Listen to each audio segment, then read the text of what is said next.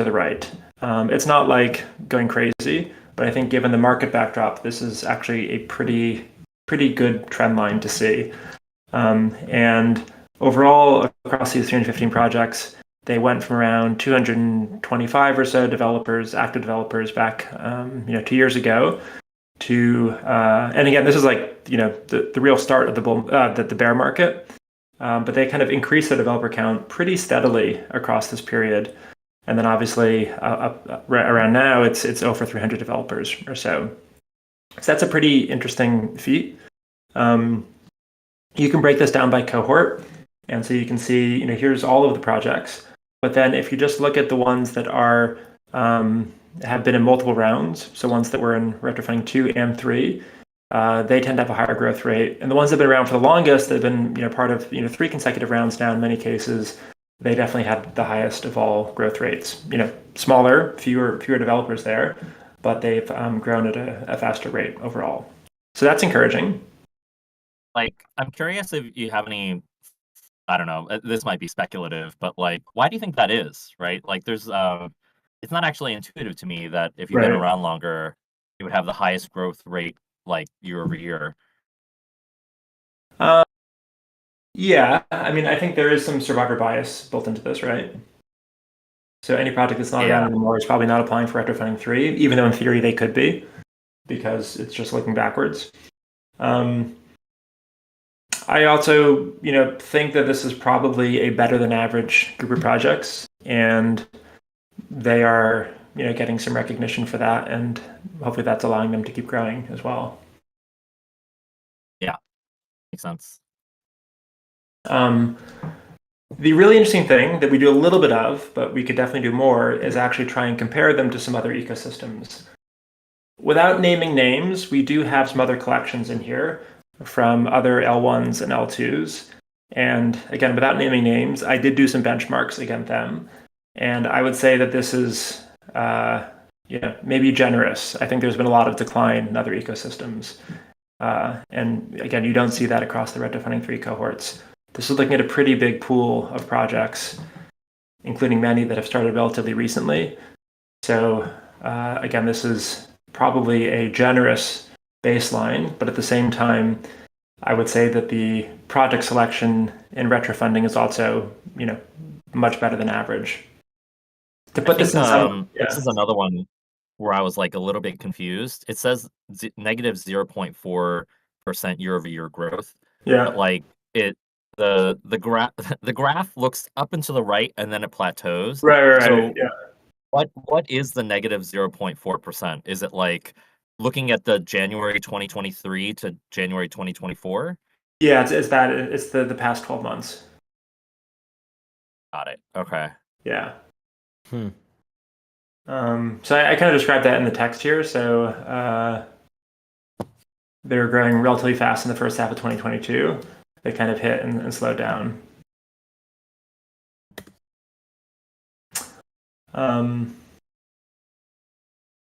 If you look at the developer report from Electric Capital, it's actually much worse. It's down pretty steeply. How do you explain the difference between what we're seeing and what they're seeing? They definitely tend to have a lot more legacy projects in there. So I've noticed that some of their data is fairly stale.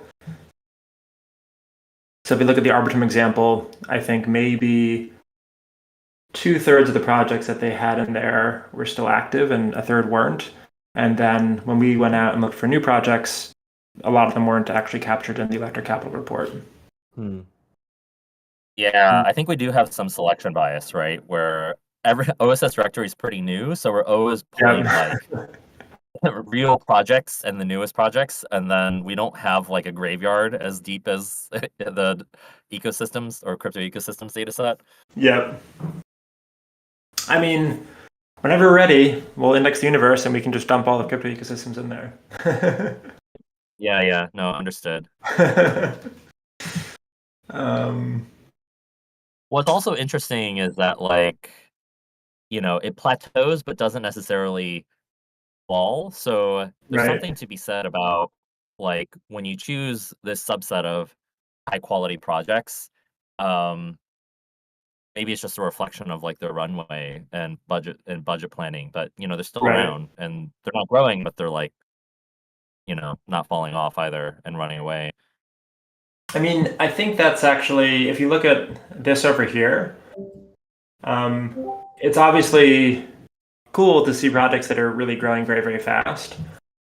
But I think a lot of what is in the long run probably going to be, seen in the data is that it actually allows projects to have much more stability. And I think it's actually pretty remarkable that across all of these projects, there's, they're pretty consistent, right, in terms of how many monthly active developers. And, you have the holiday period thrown in here, you have short months like February, et cetera.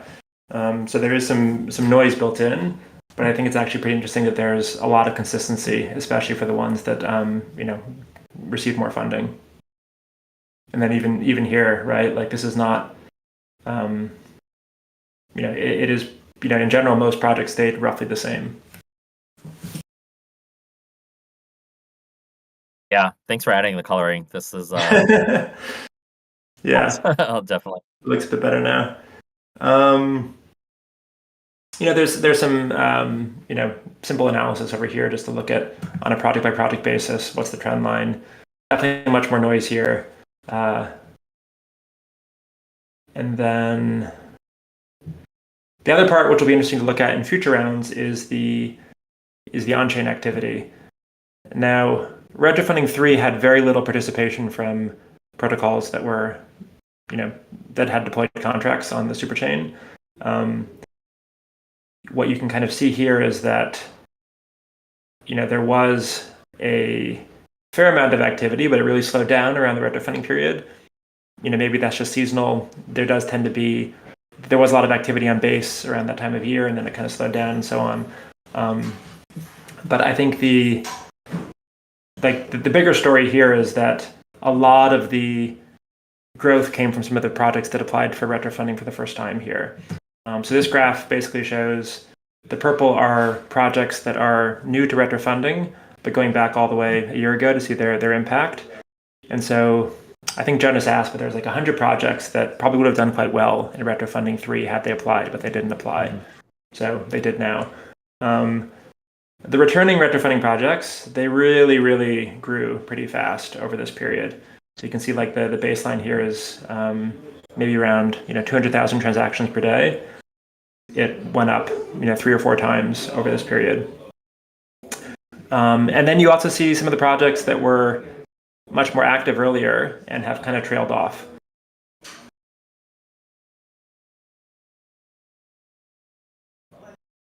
Cool. As like an overall share, this is kind of cool. It's about roughly, or we can see it here, about 20% of the transactions on the entire superchain came from Retrofunding 4 projects. So it's a very large swath of the economic activity. Now, here we are excluding peer-to-peer transactions. We're excluding, this is including all those things, peer-to-peer transactions. It's including, bots, everything, right? This is all economic activity on the chain. And so the fact that this is at like 16% is actually pretty high, I would say. I was surprised by that. And you can see there is some fluctuation. Again, over the past 6 months, it's really been up. So these products are pretty significant. Another fun fact. Speculative. This might be a purely speculative question, but I'm curious what would you attribute this fluctuation to? If we were to get this like is into not by prices, right? What's that? This does not seem to be explained by prices. No, not explained by prices. I think that there's definitely a few projects that got a lot of momentum over this period. One thing is that this is when Blobs 4844 happened, and so there's a huge spike around that time, just in general, but then also for many of these projects. I think a lot of the projects that did well are cross-chain messaging platforms. And so just with there being more chains, I think they've been able to ride this trend pretty well. And then in general, just much more activity is moving to the L2s. So you can see that like a year ago, Ethereum still had more transactions than, these projects, and now they're actually on most days doing more activity than Ethereum mainnet. Cool. One other thing, I guess less less good here, is that a lot of projects just went public in order to apply for the round, it would appear. Yeah. In many cases, this is a little bit complicated, but what this graph is showing is the difference between when they had their first public commit and when they had their first on-chain interaction. So there are some projects that have been around for over a year before making their GitHub public. Do we know if any of these projects have like post RF4 subsequently gone private again? Well, we could easily check. Yeah. Yeah, because I feel like when I was doing the GitHub Resolver stuff, I noticed like we have a bunch of 404s in GitHub, and I'm like, wait, why is that? And I thought it, I thought it was a bug on my side, and I checked, and a bunch of projects are just 404ing, which to me means they took their things private, or they just disappeared, like just delete it entirely. But that seemed less likely, Yeah. Well, we still have their data. I mean, we still have the data that was public. So yeah, at that time, right? Yeah. Interesting. Okay. I think yeah. I mean, there's two ways to look at this. One is that the incentives, the prior incentives before retro funding, we had no impact on that, right? And so the fact that there are projects, like well-known projects that are fully private, that's not necessarily surprising. I think it is a positive sign that people are, obviously when there's financial incentives involved, they're willing to make certain things public. I'm curious if we had a retention number, like how many went public and stayed public versus turned it on and off again. That would be a really interesting thing to show. If that retention is anything above 0, I consider that a net win for open source. Mm-hmm. Right. But I think the other thing to keep in mind is that if you are flashing things public and private constantly in order to game this system, I would hope that we would have a metric in the future that shows your willingness to play dirty, and that would negatively affect your reputation in the long run. Yeah. There's a few that I've had my eye on. Like this one, for instance, had gone public at one point, private. They seem to still be public. I remember noticing this one. But yeah, that's great. I like that idea. That's a net win. Yeah. So I think that's it. The results will be announced tomorrow. I have had early access to it because we were auditing it, although I haven't kind of actually looked at which projects got what. We were just doing it blind. But yeah, looking forward to seeing the reaction from the community. Exciting. It's cool. Did you guys actually, one other thing, did you guys see Pairwise? No. Oh, okay. Why don't someone else go? I'll queue that up and show you. It's actually really, really cool what they did. I wish they were here to demo it themselves, but I will demo in lieu of them. They've been hanging out in our Discord. They grabbed the data and they've done some cool stuff. So I'll show you that. But anyway, that'll take a second because I have to log in with my wallet.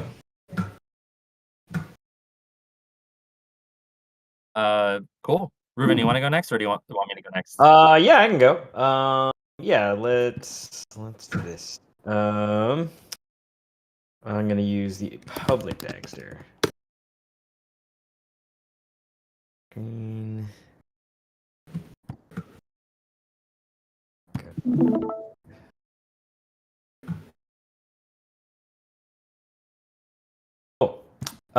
Yeah, so one of the things, made a bunch of Dagster changes this past sprint, so just, going over some of that. We're trying to improve the general usability of Dagster, both from our side and our side being, like what we see in an admin panel, and also this, very public panel right here. So one of the first changes that we made was actually to be able to tag all of these resources. So you'll be able to now, okay, it's just Discord doing things. Yeah, if you look at, say, these base blocks, you'll be able to look at the tags of this specific item. So you can see that it's a Gold Sky computed item. So that means it's derived from Gold Sky data. It has an environment of production, and the factory is Gold Sky, the group is base, type of source, etc. And these are all tags that you can actually do things. Very cool. So we can filter. Let's say we can get all of the Gold Sky kinds, and that's very useful. So if you're in the admin panel, you could materialize just all the Gold Sky things. What are other things we can do? We can get everything that's in production, and we can try to materialize just those, which could be useful. In this context, production means what happens in our lower, what we consider the production data warehouse that runs the app. So even though Base Playground and Playground are technically open to the public, I'm just not considering those things production. But that was we had to make a bunch of internal changes to a lot of these the factories here, but that was it's a useful tool for us. Actually, probably my favorite thing is that we can go into I made it so that DBT incremental changes can all be targeted. So if you can just run a full refresh on just the incremental things, which That's super super cool. useful. Nice. Yeah. So and this was very useful. Yeah. So this was actually the main impetus for me wanting to do this, because I was like, it's really hard for me to target.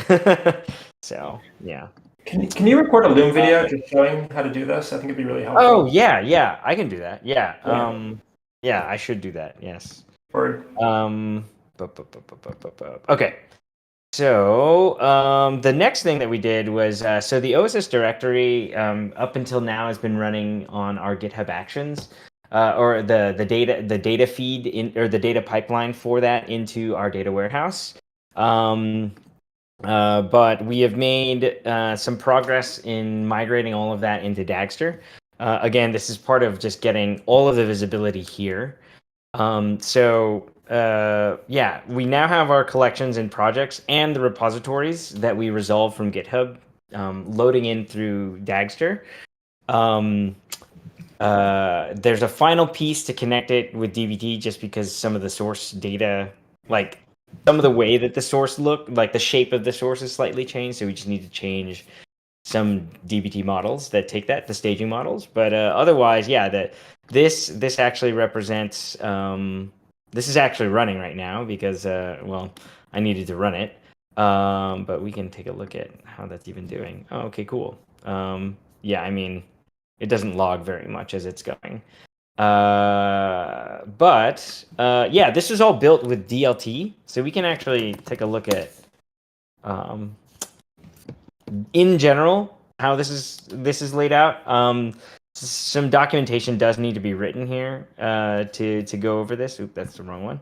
To kind of help everybody do this, but just kind of go over how all of this works. Oh God, keep going to the wrong places. Dagster. Okay. So this uses DLT sources. I created a new source called GitHub repos. I'm not entirely sure this is actually where I want this one to live at the moment, but let's just go over kind of how this works. It uses a library called, so it uses GitHub Kit along with DLT. So it defines the source. The source is the source of data, exactly, as a DLT source. And then we do that so that you can easily map that to, say, BigQuery. And one of the reasons why we do that, as opposed to, so Dagster, you can also return, say, like data frames from a materialization. If the data is significantly large, you really don't want to do that. So anytime that we have people contributing like HTTP related things, we're going to try and push you to do DLT related, or a DLT resource, as opposed to a Dagster data frame, or a data frame resource. So this one right here, repositories. This defines how all of this should work in general. It does some initialization. We actually do some things to. So our infrastructure is intentionally it runs on spot instances and in preemptible instances on GCP. So intentionally, it could just fail like some of these jobs. Eventually we'll set up automatic retries, but we're not exactly doing that. We do have alerts to double check that these things work. But one of the things we also did with this, the latest updates, is actually allow for us to have a cluster global cache for HTTP related requests. This only works on REST. So if you're doing GraphQL, sadly, well, yeah, you won't. It won't work. You'll have to figure out some other caching mechanism. But we do this so that we don't run up our quota limits there. So that's the source itself, and then the asset is defined in OSSD, which combines the. Yeah, we had to do some different things just because, the different things than the docs and Dagster for the embedded ELT, but we use a lot of the same tooling.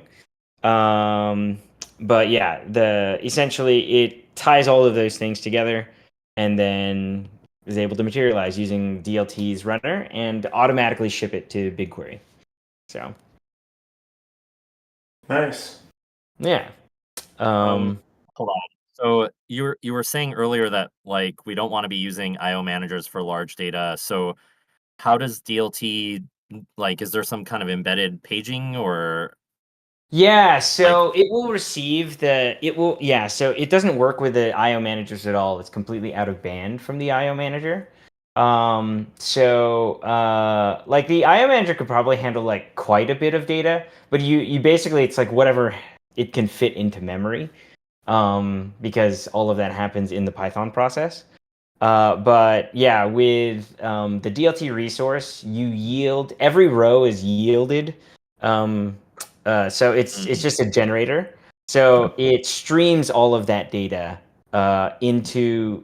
So I created right here. You can see I configure this thing called DLT GCS staging into the pipeline, and what that does is it actually uses GCS as a staging area. So it stream writes into GCS before it writes into BigQuery.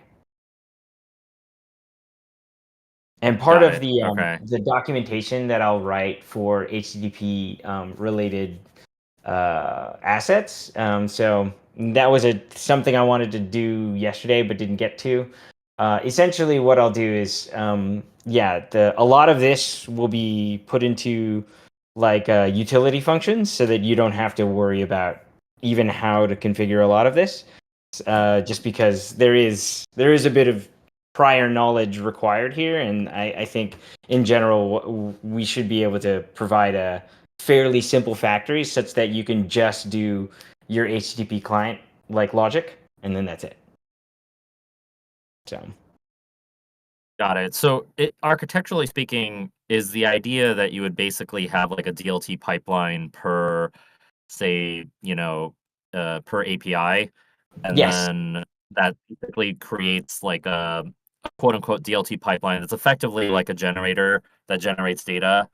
And then you still need to create a Dagster factory, an asset for any particular, well, maybe not even a factory, maybe just the asset to actually call the pipeline and serialize it into Yes, BigQuery. you need to make the asset. Yeah. So exactly. Yeah, you'll need to make the asset. So, but DLT doesn't touch the destination. DLT is just like for basically like creating a generator for that. No. API. DLT maps to the destination. So if you can see right here, we actually BigQuery is set up as the destination for this pipeline. Oh, I see. Okay, but then you just create the asset anyway to just wrap it basically in an abstract object. Yeah. So the main reason that we had to do this is because there's a lot of like pre-configuration for the asset. So you could use the built-in DLT, like the embedded DLT like asset, but it didn't allow for us to pass in certain dependencies. So that was one of the reasons why I actually had to use the bare Dagster asset and then call some of the embedded DLT, like this right here is an embedded DLT object, and I'm just calling that like as opposed to instantiating that at the at like as a decorator. Got it. So yeah. And then I guess I'm still trying to understand, like, fine. Let me process this a little bit, but yeah, this is cool. That's good. Yeah, I mean, I think, yeah, the big thing again that I would like to do is make it such that all that someone would have to do to write anything related, like in a similar way, would just be, you know, at HTTP asset or something like that, like that some kind of decorator, and then you just have to provide the DLT resource or something that does the calls to the HTTP calls. So, yeah. Got it. And the cache right now is it's to cache responses from the GitHub API. Correct. Yes. So yeah, and we're using a library that that can either target a bunch of different like cache backends. Like so it can, but we're using just like a very small Redis. So yeah, it's just a simple LRU. So it'll kick out anything if it starts filling up. But it's in memory only, and it could fail. But it's used mostly as a way so that we don't we don't kill our quota. You know, if we needed to rerun the jobs. So yeah. Got it. Yeah. Yeah. I think that's all I got. Any other questions? Do you want to go over the alerts real quick? Oh shoot, the alerts. Sorry, I forgot about that. Yes, alerting. So alerting is. I mean, I love alerts because because it's so useful. Okay, so we wrote. So prior to having alerting, we didn't know when things would fail in our Dagster, which is yeah. So yeah, it's quite useful. I wrote some. So there are a couple of components to this. I wrote a utility function that, or utility module that allows you to like an abstract definition for alerts, alert managers, so that you can actually use both just a logger, or Discord. I did this such that if you were to run this locally, it does not automatically, like if you don't have your Discord webhook, defined, it will actually just use the logger. So it, this isn't completely useless when you run it locally. So it is configured in, look in definitions. Oh, actually, it is configured as a type of asset. Where is that? No. I know that I had it somewhere here. Wow, this is great.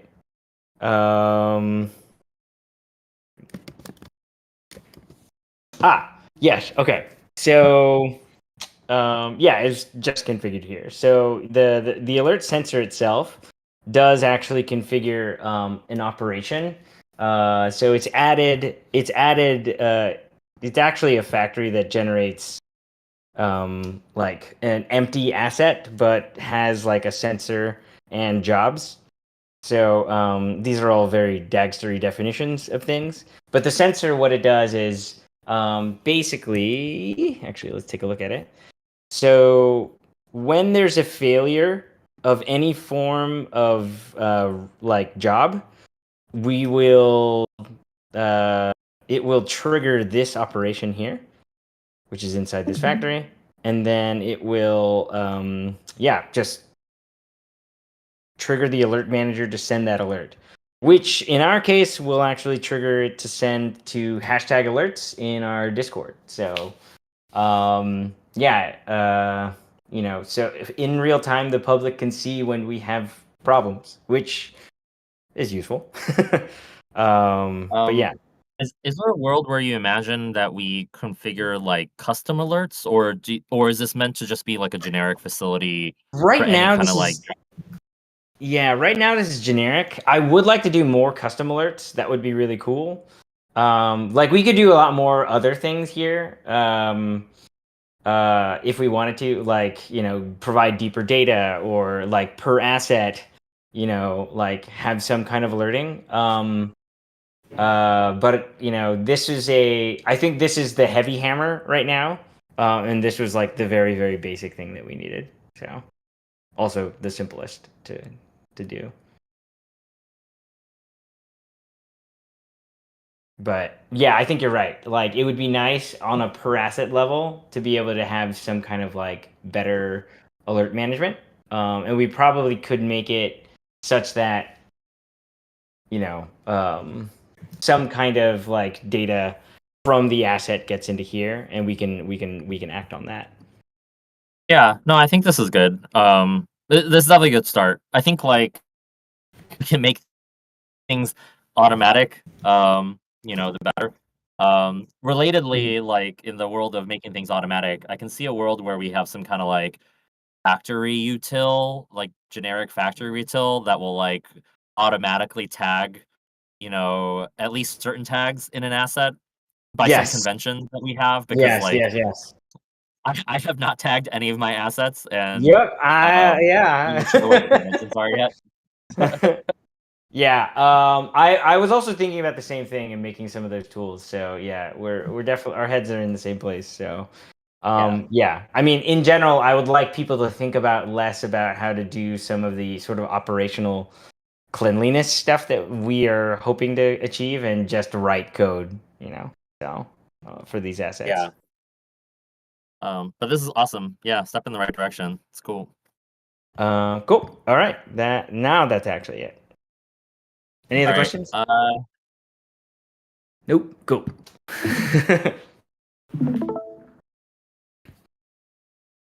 Can I do a quick Pairwise demo now, or do you want to take it over, Ray? No, go ahead. All right, cool. We will jump back over to Retro Funding Land. Yeah, again, I wish the team from Pairwise were here to actually share this, but what they did was they took the OSO data and they created a pairwise matching interface for kind of looking at different categories of projects and then comparing the metrics and determining which one you like the best.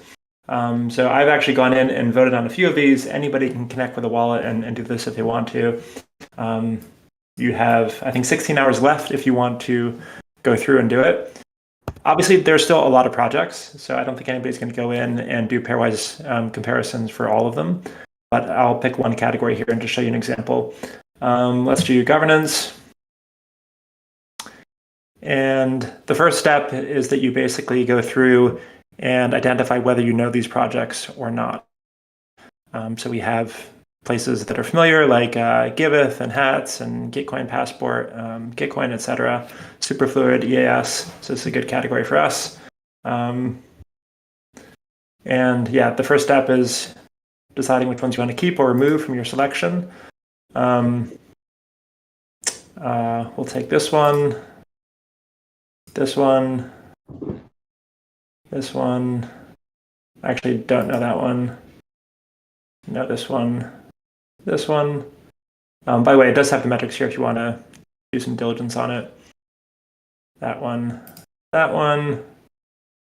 Oh, there's some good products in here. This one. So I think this would be very useful for kind of eligibility checks or spam detection. I don't know that one. Okay, great. So I did my filtering. That was quick. 30 seconds for someone who knows the ecosystem. And now you can come in and again, it shows you the 13 out of the 15 that we selected and you can do your pairwise ranking. So here's a comparison side by side, Boost versus Aragon. And you can see, actually, this looks like a bug. If it's an NA, it shouldn't be higher. But I think, for me, it was very encouraging to see actually the metrics do tell the story in a lot of cases. So probably would pick Boost on this one. Here's EAS versus Builder Protocol. Interesting, they tend to have a higher share of trusted transactions, but in most metrics, EAS seems to be higher, so I'll give it to them. Ooh, good choice. Gitcoin Passport versus Gitcoin. Sorry, Gitcoin. You have been overshadowed. Giveth versus Hats. Another tough call. Again, I think these are both relatively small in terms of on-chain impact. Maybe give it to Giveth here. Hedgie versus Party. Another tough choice. Give it to Party. Okay, so this project is one that I did check out. Not a big fan. It seems a bit of a airdrop farming tool. So I'm going to go with splits. I'm going to go against the metrics on this one. Okay, Superfluid. This is a very tough one. Here they're kind of neck and neck. So in any case, I won't go through all of these, but you get the idea. This is actually a very interesting way of seeing where you think the metrics capture things well and where you think there's something missing or subjective that would tip things one way or another. Yeah, this is cool. This is really cool. So they built this using our API? Am I understanding that? Or just using the data we have? Yeah. They were really originally trying to use the API, but then I said, no, it's going to be a snapshot. And so for like 2 weeks, every single morning, I'd wake up with a DM saying, is the data ready? Is the data ready? Cool. And then the very last day when the data was ready, they took it and turned this around in like 12 hours. So very impressive. Awesome. No, I think it's great. I wish more people used it. It would be awesome to be able to compare the voting against what it comes through with the pairwise. Yeah. Huh. Yeah, so that's the demo.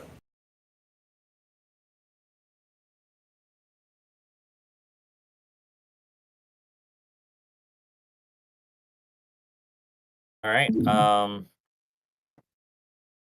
Thanks for sharing. That's awesome to see new UXs. I can totally see a world where we they also, like, when you have pairwise, I'm curious how they imagine people engaging over time. But if people are willing to do this regularly, then we could also, like, it could be a good way to add subjectivity into some kind of leaderboard over time. Exactly. Yeah.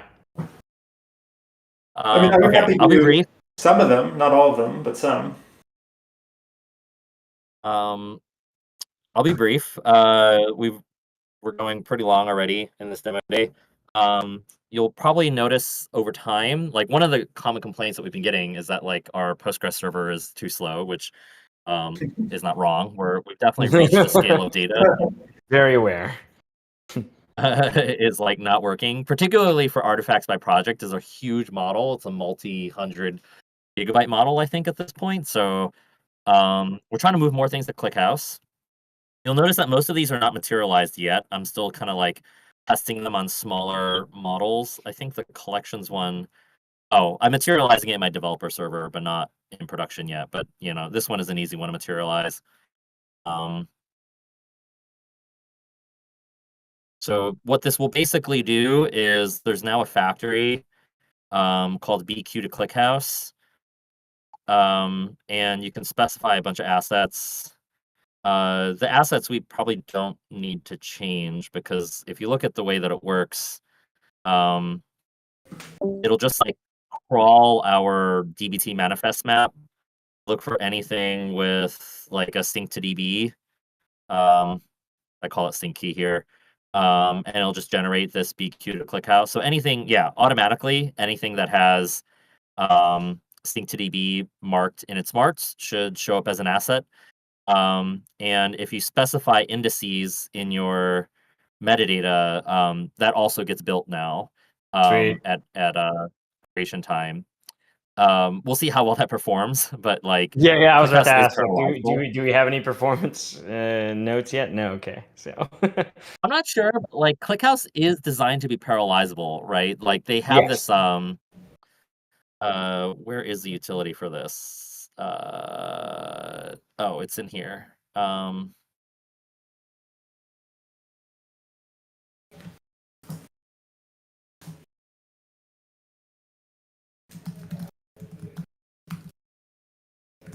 They have this thing called parallel distributed insert select that when you set that setting, it will like parallelize all of these files and insert them in parallel. So we'll see how that performs over bigger models.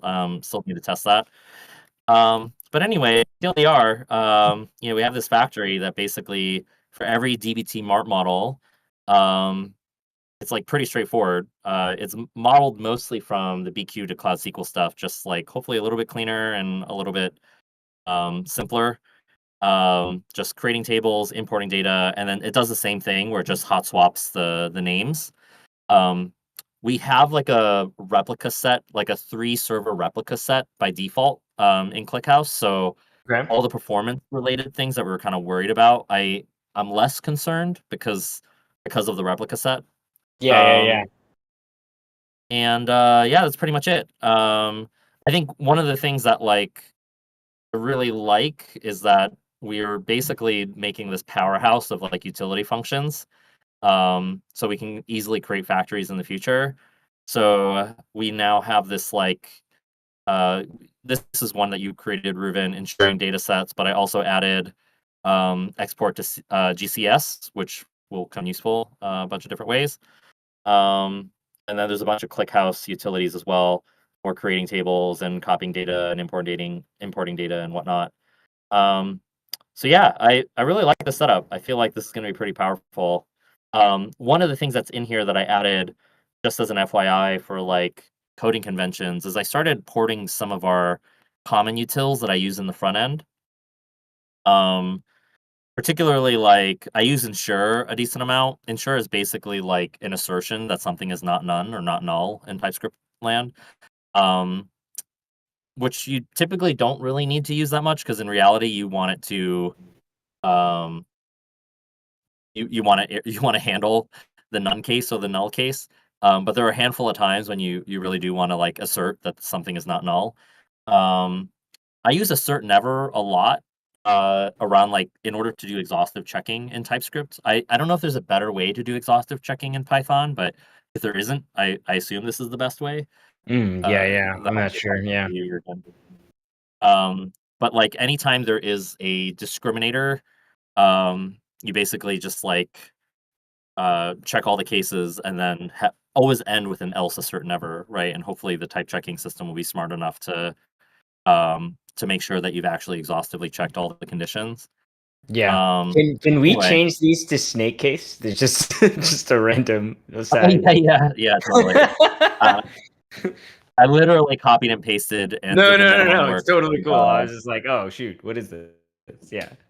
Cool. And I'm trying to add more of these like I forget what it's called, Doc but strings. yeah, Yes. I doc am strings. also Yes. trying to do the same thing. Yeah. Yeah. And I if you have a think our particular convention that you like, let me know. But this one I haven't thought. no, I don't. So yeah, I'm also very open to whatever format here, I guess. Yeah, this like looks pretty similar to what I was also doing as well, which is I think the Google style of doctrings. So Yeah, exactly.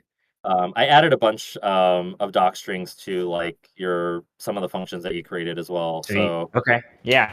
Yeah. hopefully things will get easier to navigate over time. Anyway, that's it.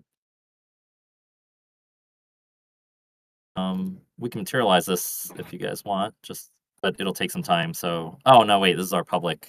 Yeah. Got to jump in admin. Anyway, it works.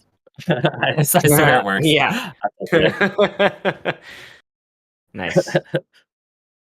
Um, yeah, I think the main issue with ClickHouse is that like, we don't have a great way of sharing public access to it yet. At least not until we like build out more front end specifically for it. So, yeah, I already asked Carl to help stress test some of the models that are being copied into there. Cool. Any other questions? Nope. All right. Exciting times. Well, thanks for joining. See you next time. Yeah, thanks, guys. All right. Good to see you again, Santiago. Yeah, you too. Mhm. All right. Ciao, everyone. Cheers, guys.